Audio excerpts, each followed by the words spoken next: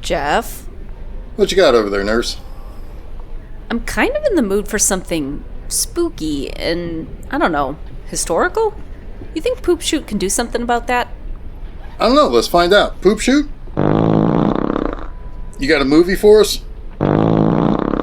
Alright, let's go check this out. While Jeff does that, I guess I'll welcome you all to B-Movie Enema the series. I'm Nurse Disembody, and those guys over there are Jeff Arbuckle and Poop Shoot. Those are two different entities. Jeff is a guy, and Poop Shoot is, well, it's a poop shoot. Anyway, Jeff, you get the movie?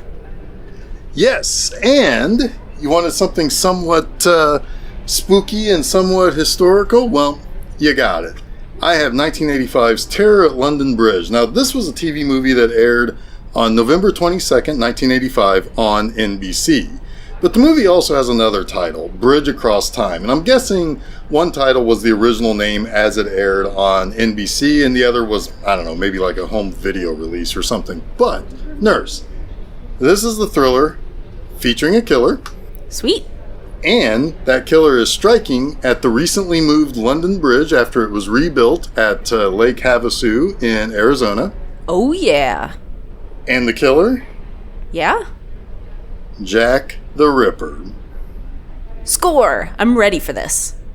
Awesome. So, Terror at London Bridge comes from director E.W. Swackheimer and writer William F. Nolan. Now, Nolan was both a screenwriter and an author. His bibliography has all sorts of interesting stuff, from various series to biographies to stuff that is very specifically based on auto racing.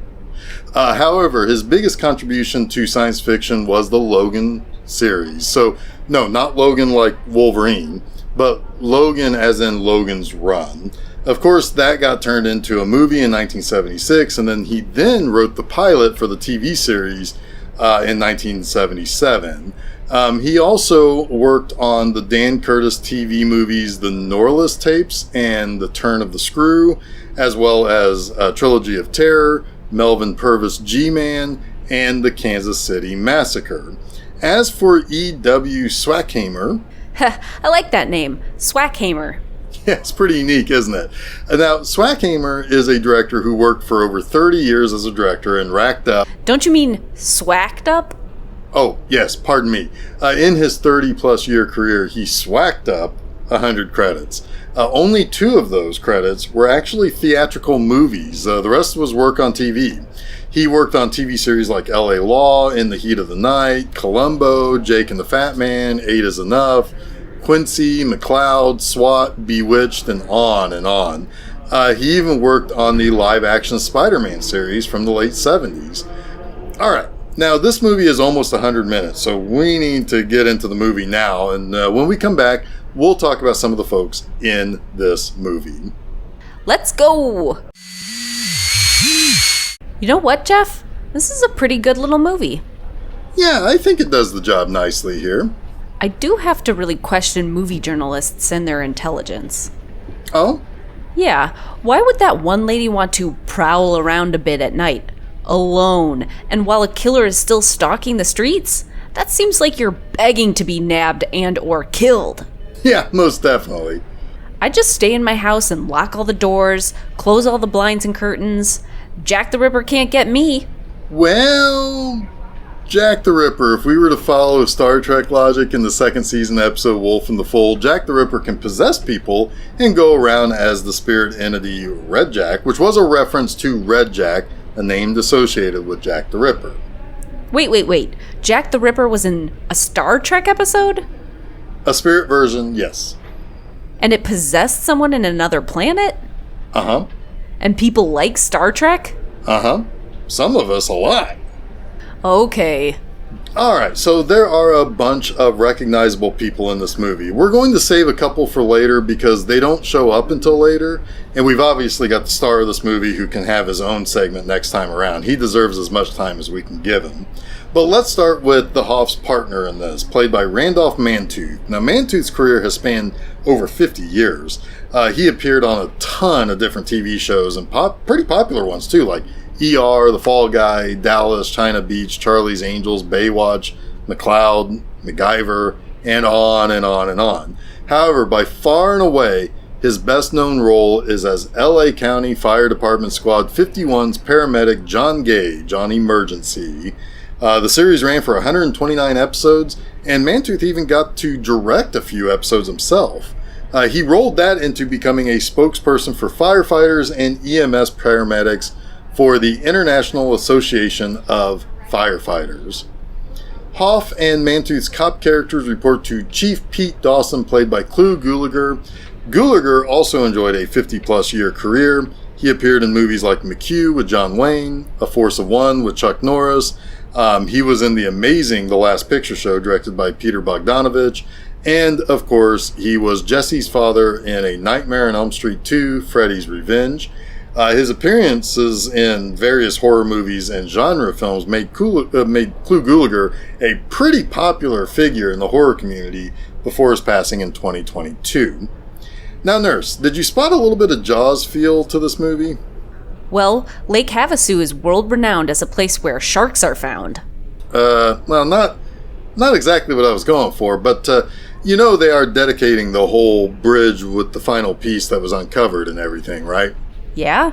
Well, we see that guy who is basically in charge of the tourism board, Anson Whitfield, he's really wanting to, hush up all this business with the killings and such. Now, he's played by Lane Smith. Now, Smith was in a whole bunch of classic stuff, too. He was a character actor who enjoyed about a 40-year career.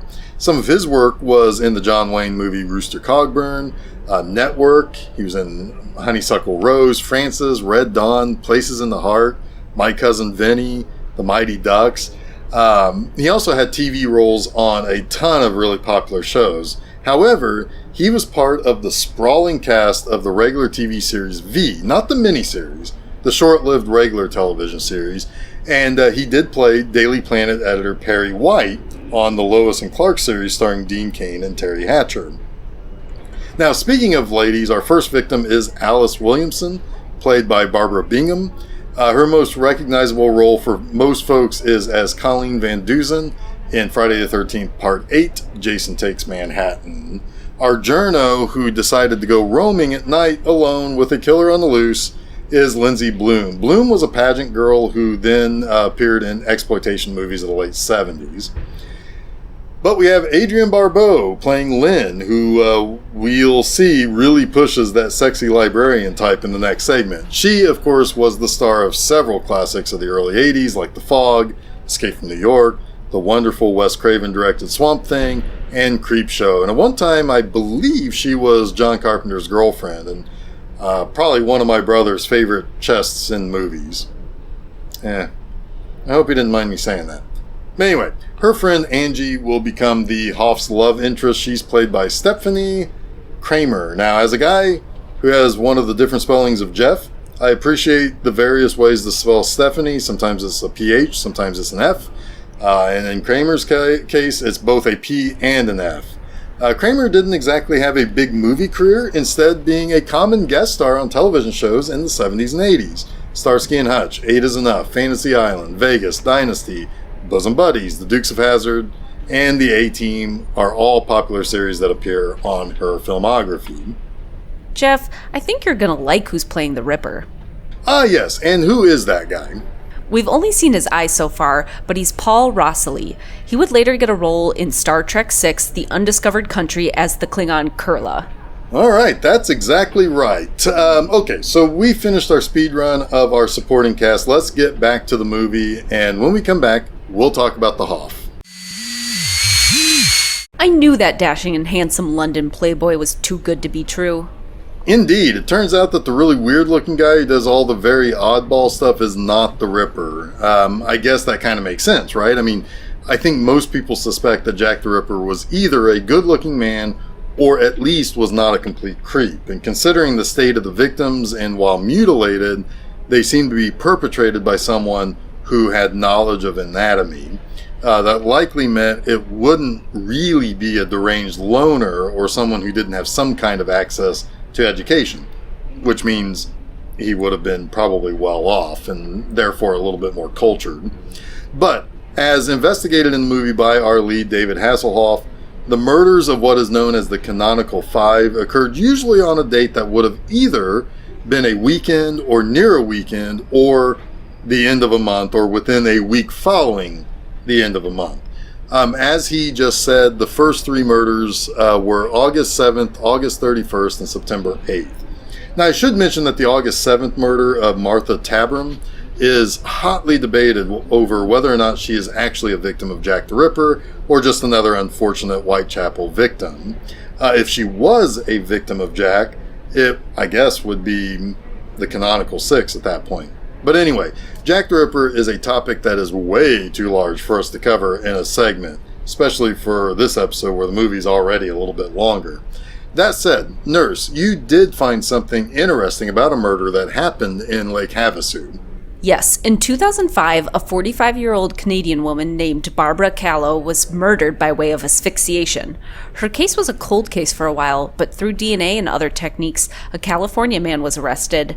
But in 2023, he was acquitted by way of a hung jury. That's a bummer. Yep. Interesting, but I guess we better get ourselves a floor burger and talk about David Hasselhoff. Hasselhoff was a mainstay from 1975 to 1982 on The Young and the Restless, and in 1976 he appeared in the movie Revenge of the Cheerleaders, playing a guy named Boner. He then followed that up with 1979's Star Crash, and oh boy, is that a movie. If you've not seen that, it's a wild one. But from 1979 to 1988, he wasn't in any other movies. And that's because he was working most heavily on TV. I mean, you see, that's when he got the first series that would define his career. In 1982, Hasselhoff was cast as Michael Knight in Knight Rider, and between Hasselhoff and the bitchin' modified Pontiac Firebird Trans Am that had sentience and could communicate with Michael and assist in missions that he was sent on for the organization Flag, the show was a hit. Oh, and it had an amazing theme song, too. But later, Hasselhoff got his second career-defining role as Mitch Buchanan on Baywatch. Considering that series ran from 1989 to 2000, and he also had the lead as Mitch on Baywatch Nights from 1995 to 97, that's honestly fair for some to say that Baywatch is the more recognizable and career-defining role between that and Knight Rider. But between those two roles, it seems as though Hasselhoff was pretty much able to mostly bask in the glory of those two shows, because to have him in another role or playing a character, it's hard to see past him in his black leather jacket to match his amazing black Trans Am, or see past his red swim trunks as part of the Baywatch. Now, a ton of his appearances after Baywatch seem to mostly play off his more public persona. Now, a 2007 viral video showing Hasselhoff severely drunk was posted by his own daughter. Now, he spoke to the public saying that his daughter filmed him to show how he had acted when he was very nearly blackout drunk, and she did intend to release the video. Now, she posted the video, and his drinking problem was revealed to the world. He lost visitation rights to his kids for a little bit, but it was later restored, and he's since been labeled a recovering alcoholic. He apparently also played Nick Fury. Yeah, he did. Back in 1998, the Batman movies had lost their swagger with audiences after the hilariously bad Batman and Robin. Steel was a flop, Superman couldn't get back on screen. It wasn't a good time for comic book movies. However, by the end of the summer of 98, Blade would be a hit, and it would inspire Marvel to eventually make the X-Men and Spider-Man movies to wide acclaim and a whole lot of box office bucks. But just before that, Fox made a TV movie of the week for Nick Fury, Agent of S.H.I.E.L.D., where he takes on Hydra and features some recognizable comic book characters. Now, this film is largely known for being pretty bad, but honestly, I can kind of see a version of Hasselhoff as Fury working pretty well. I think he's pretty good in this. Yeah, I think so too. I mean, Hasselhoff is kind of like William Shatner in the sense that his persona kind of precedes him, meaning that most people can really only think of him as Michael Knight or Mitch Buchanan. We joke about how he recorded pop records that didn't really go anywhere. We joke about the usage of him on a pop culture level, like in Sharknado movies, or using him in the Guardians of the Galaxy Volume 2 soundtrack. It's kind of like with Shatner always being thought of as Captain Kirk or T.J. Hooker. What's often forgotten is that these are fairly good actors. At least with Hasselhoff, he's more than serviceable. Like in this, he's playing a disgraced cop who accidentally killed a teen in Chicago and has come here to find a more peaceful existence while still being a cop. And he's a good cop too. He has hunches, he will question people, he can piece things together. And, I made that reference to Jaws earlier, right? Right. I mean, he's fulfilling the role of Roy Scheider in Jaws. He knows there's a problem, and a whole bunch of people are going to be present to see the fully restored London Bridge. He wants the town to shut down until they can solve the murders and then reopen. However, the guy running the town's tourism board kind of refuses to, so he knows the solution he sussed out about who the murderer is sounds absolutely crazy, but he sees it through. He knows the arrested Mr. Ladding is not the guy they're looking for. He might be a little disturbed, but he's not a killer. So he's piecing things together and coming to the correct conclusions. And speaking of conclusions, I think we need to go back to the movie and watch the big final climax. Agreed. We'll get you back to the movie, and we'll see you when Terror at London Bridge comes to a close. And there we have it. David Hasselhoff has sent the evil Jack the Ripper back to hell, or whatever. But the stone that Jack the Ripper possessed in the first place is still down there in the water, just waiting for someone to bleed on and bring Jack the Ripper back. Jeff, I thought this was a pretty good little movie. I like seeing a movie with Hasselhoff and a few of the other recognizable people in the cast. I thought it was a neat take on Jack the Ripper to bring him to the modern age. Who knew that all you need is a haunted brick plus a little bit of blood to get a Jack the Ripper? I give this a solid 4 poops out of 5. It's a pretty good movie with a TV movie budget. Yeah, I liked it too. There are 2 more people I want to mention before we close up this episode. Playing Ed Nabel, the editor of the local paper, is Ken Swafford. Now, Swafford was a bit player throughout his pretty long career. Swafford appeared in the 1970 version of The Andromeda Strain. Later, after this movie, he appeared as the mayor of the small town being taken over by rock-possessed demons in Black Roses. But again, like several of the other actors in this movie, Swafford appeared on a ton of TV shows. Finally, we have a fairly small role as the hotel manager where Ladding is staying while he tries to chase down Jack the Ripper, and that is Rose Marie. Now, Rose Marie was very popular as an actress, singer, and comedian. Her really big TV show break came when she was cast as Sally Rogers on the Dick Van Dyke Show from 1960 to 1966. And that's the kind of show that likely afforded her to not have to worry about constant work to stay alive. But shortly after that series came to an end, Rose Marie appeared on a fairly memorable and heartwarming episode of The Monkees. Later, she appeared in a lot of popular shows throughout the rest of her life. I like that she was basically this kindly old grandma lady wearing a muumuu. I wasn't entirely sure if those were housecoats or muumuus or just old lady dresses. Yeah, I wondered that too, but I think we can put Jack the Ripper away. Sorry that we couldn't really do much more with this one. It is a longer movie, so it does make it kind of hard to really talk too in-depth about everything. I still wanted to feature it anyway because, hey, it's Hasselhoff and it's Jack the Ripper. I mean, how can you go wrong with that combo? If you ask me, you can't go wrong with it. I agree. All right, so we'll see you next week for another episode of B-Movie Enema, the series. On behalf of the great B-Movie Poop Shoot, I'm Jeff Arbuckle, wishing you a good night. And I'm Nurse Disembody, reminding folks in the Lake Havasu area to never bleed on the London Bridge or you're going to have a real Jack the Ripper problem.